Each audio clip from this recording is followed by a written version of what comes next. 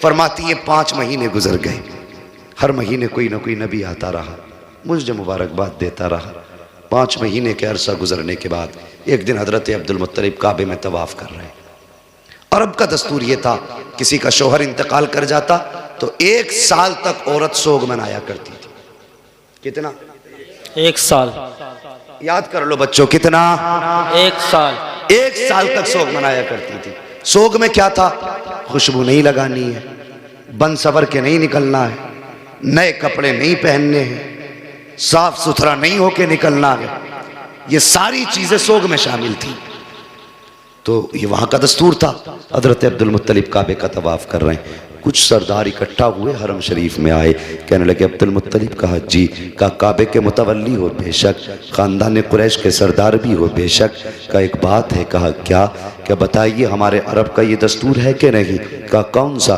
कि हमारे यहाँ किसी औरत का शोहर इंतकाल कर जाए 1 साल तक सोग मनाती है औरत। कहा हाँ है। का फिर आमीना अपने शोहर का सोग क्यों नहीं मना रही हैं? इतना सुनना था, अब्दुल मुत्तलिब की आंखें सुर्ख हो गई, चेहरा जर्द, बदन सर्द हो गया, गर्दन झुकी। कहने लगे क्या कह रहे हो? कहा हम नहीं कह रहे, पूरे मक्के की औरतें कह रही हैं। कहा ऐसी कौन सी चीज तुमने आमीना में देखी है जो मेरी आमीना सोग नहीं मना रही हो? कहने लगी मक्के की औरतें कह रही हैं कि आमीना वो इत्र लगा के जाती है जो मक्के के बड़े बड़े सरदार घरानों में इत्र नहीं मिलेगा, ऐसा इत्र आमीना लगा के गलियों से गुजरती है। इतना सुनना था। अब्दुल मुत्तलिब आए हैं हरम शरीफ से, अपने दरवाजे पे आपकी ज़ौजा हजरत फातिमा ने शोहर को आते देखा, गर्दन झुकी है। कहते हैं सरताज आज चेहरा उतरा है, बात क्या है? अब्दुल मुत्तलिब कहते हैं फातिमा आज आमीना की वजह से मैं शर्मिंदा हो गया हूँ। कहा सरताज बात क्या है? कहने लगे जाओ आमीना से जाकर के पूछो इसने मेरे अब्दुल्ला का सोग मनाना क्यों छोड़ दिया है, ये इत्र क्यों लगा रही है, खुशबू क्यों लगा के जा रही है। इतना सुनना था। हजरत फातिमा नबी की दादी ने यूं हाथ जोड़े, कहने लगी अब्दुल मुत्तलिब मेरी औकात नहीं है मैं आमीना से जाके सवाल कर सकूं। कहा किस लिए? कहा कुछ दिन पहले यही ख्याल मेरे दिल में आया था,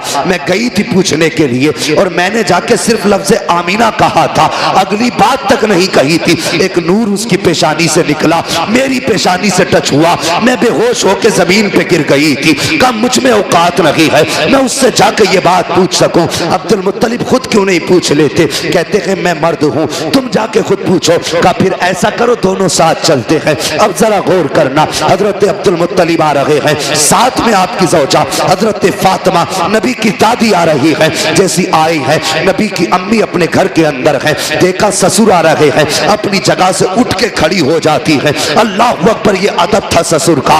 एक कोने में सिमट के खड़ी हो गई। ससुर आए हैं, सलाम किया। आज घरों के हालात आप देखिए, आज ससुर बहुओं को फ्रेंड बोल रहे हैं कि ये तो मेरी दोस्त है, ये मेरी फ्रेंड है। वाखरे जालिम, तुझे हया तक नहीं आई, तेरी जबान कैसे चल जाती है? बेटी को फ्रेंड बोल रहा है, गले में हाथ डाल के दोस्ती का दावा कर रहा है। आओ बहुओं तुम भी हया सीखो, नबी की अम्मी से अदब सीखो। जैसी ससुर घर में आए हैं उठ के खड़ी हो जाती है, सिमट के कोने में आ गई। बाबा आ गए हैं, जैसी आए हैं आने के बाद कहते हैं अब्दुल मुत्तलिब फातिमा का जी का इस आमीना से पूछो इसने मेरे बेटे का सोग मनाना क्यों छोड़ दिया है। अल्लाह अकबर, पूछना तो चाहते थे लेकिन सहारा हजरत फातिमा का था बीच में। इतना सुना, हजरत आमीना की चीख निकल जाती है, रो के कहती है अब्बा क्या कह रहे हो, क्या मैंने अब्दुल्ला का सोग मनाना छोड़ दिया है? कहते हाँ बेटी बता तो सही, क्या तुझे मेरे बेटे की जुदाई का दर्द नहीं है?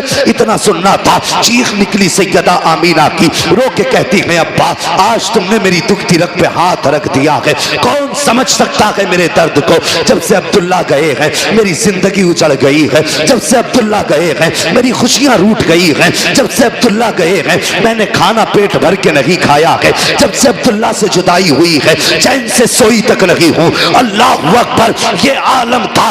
का बेटी अगर सोग मना रही हो तो बताओ खुशबू क्यों लगाती हो?